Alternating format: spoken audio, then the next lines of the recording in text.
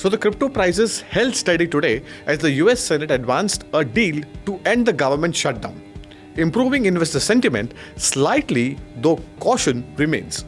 However, liquidity and the open interest showed only a minor changes, reflecting a wait-and-watch mode among the traders.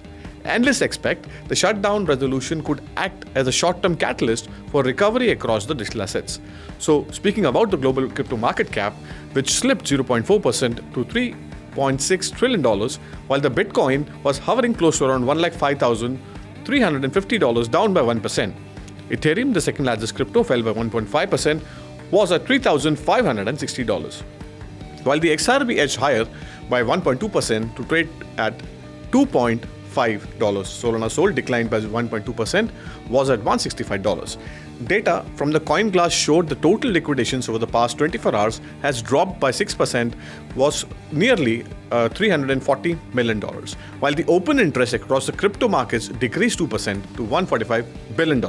So moving on to the market highlights, wherein we have seen BCH, HBAR, Trump, IP, IMX, Cake and CRV gain between 2 to 5% in today's trade. Uniswap's UNI surged 30% to $8.81 after the government's proposal to burn 100 million UNI tokens, which is that 16% of its total supply, and hence the optimism.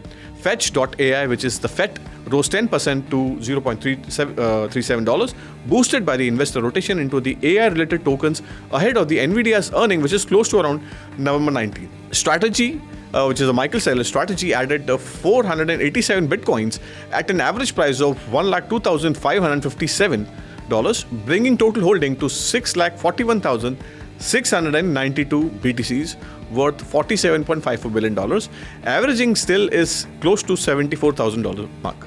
And let's understand the regulatory and the institutional developments in today's trade. The US Senate introduced the Digital Asset Market Clarity Act, aimed at defining digital commodities and securities more clearly, and the proposal would place assets such as the Bitcoin under the CFTC oversight, or more seen as a potential boosting institutional confidence and participation. And let's understand the ETF flows about the US-based spot Bitcoin ETFs recorded a modest $1.2 million in the inflows, while the spot Ethereum ETFs saw no movement. And the stake Solana ETFs, however, registered a $6.8 million of the net inflows on November 10th. So going forward, the key data ahead, which is the upcoming week, will be the pivotal for the crypto traders, as several key US economic data are due, such as the initial jobless claims.